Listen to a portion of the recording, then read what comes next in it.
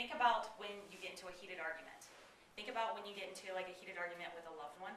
Or think about even whenever a loved one gets into a heated argument with you out of nowhere. You say things that you don't mean. You say things that are really, really hurtful. You act and I do anyway. I'll take full responsibility. I don't know what y'all do. I say things that are really, really hurtful that I don't mean. I say things just to defend myself. I make choices and overreact. It's kind of almost as if I am drunk in that situation.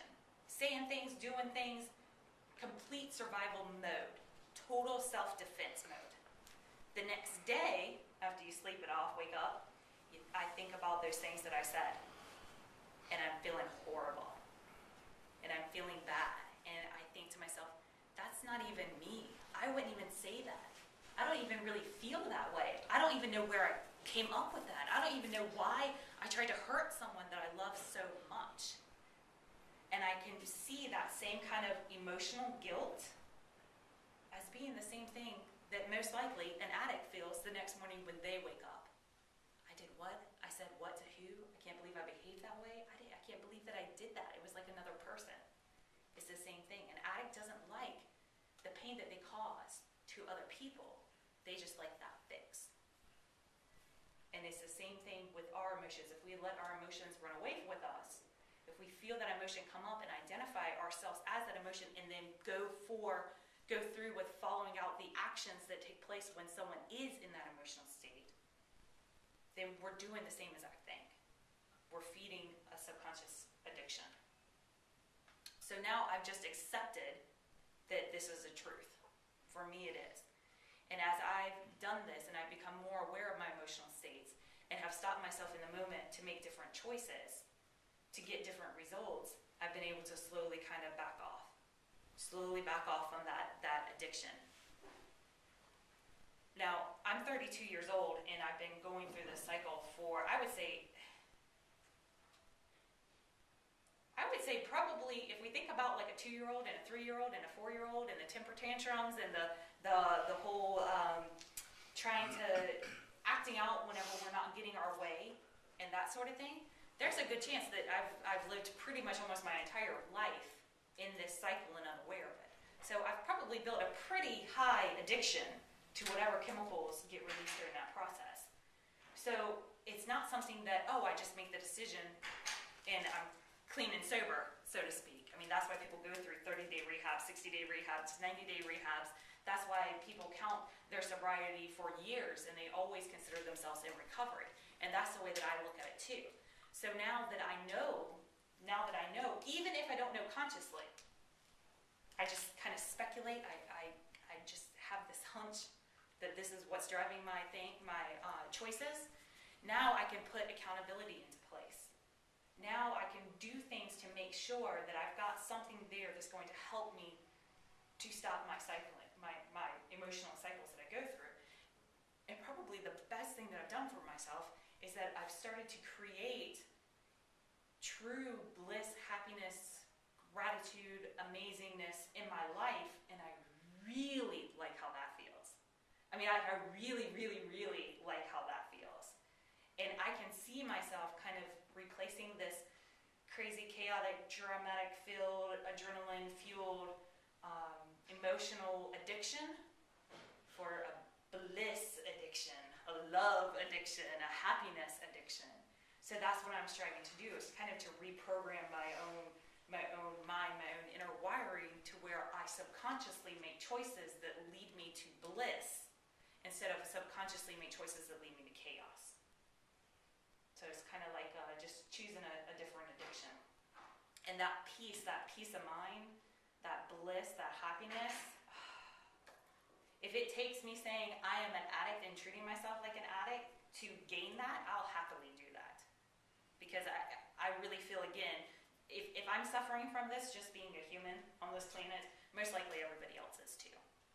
So to me, there's nothing to be ashamed of, nothing to be embarrassed. In fact, if anybody stood up and said, hey, I have an addiction and I'm getting treatment for it, I'm pretty sure that's something that would be applauded or respected or admired or looked up to.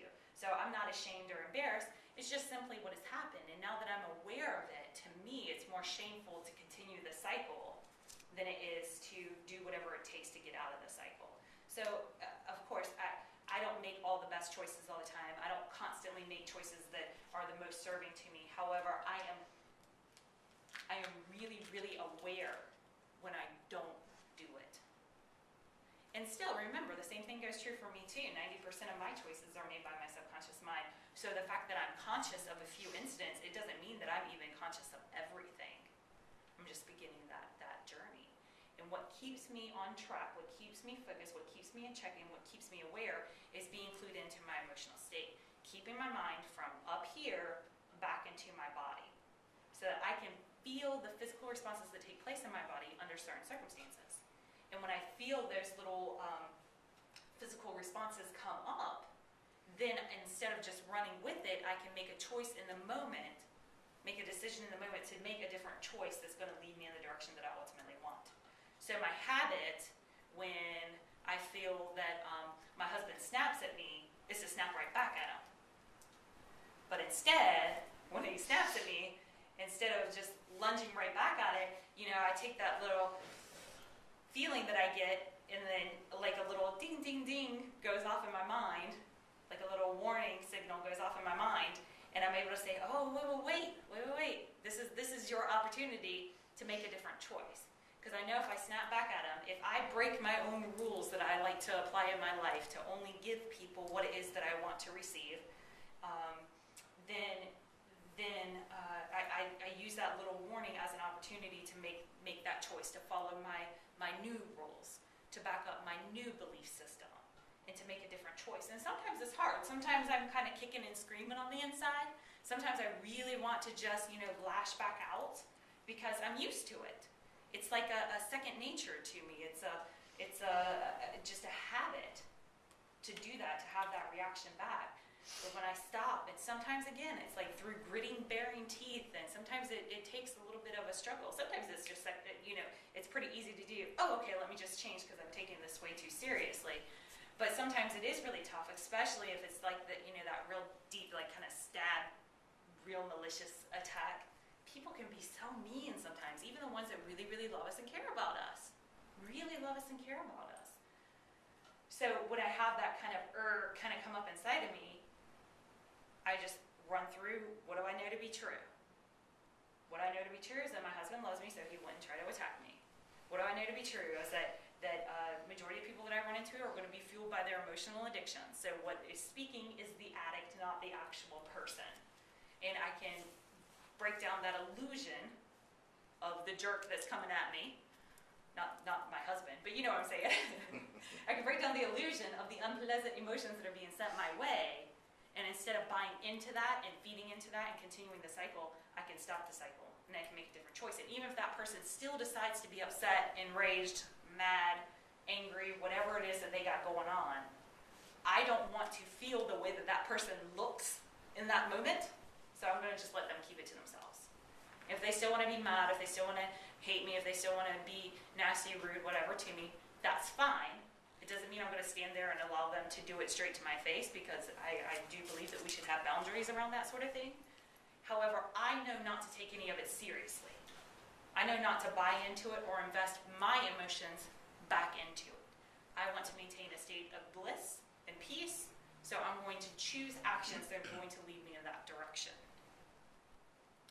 So sometimes these choices, they're so ingrained for myself. They're so ingrained. It is that second nature. It is that common sense rationalization or years of justification to where I don't even question why it is that I do what I do. So I've just started to kind of question everything, especially after the fact. Especially if I find myself feeling those negative feelings and that uncomfort, that discomfort and that anxiety kind of feeling after the fact, after I made a choice, then I can reflect back on it and be like, oh gosh, that's where I could have made a different choice. Or that's where 3 months ago, had I made a different decision, instead of being scared about the outcome and trying to control it, if I had just faced it for what it was and had an open discussion about it and dealt with it then, instead of sweeping it under the rug and hoping it would never come back up again, I did that feeling totally justified, totally just what I've always done, and then when I have to deal with it 3 months down the road, it's like, wow, I didn't even realize that that choice that I made in the moment was ultimately going to lead me to this point. However, I'm sure subconsciously I did know it, and I knew it would be a great little emotional fix for me.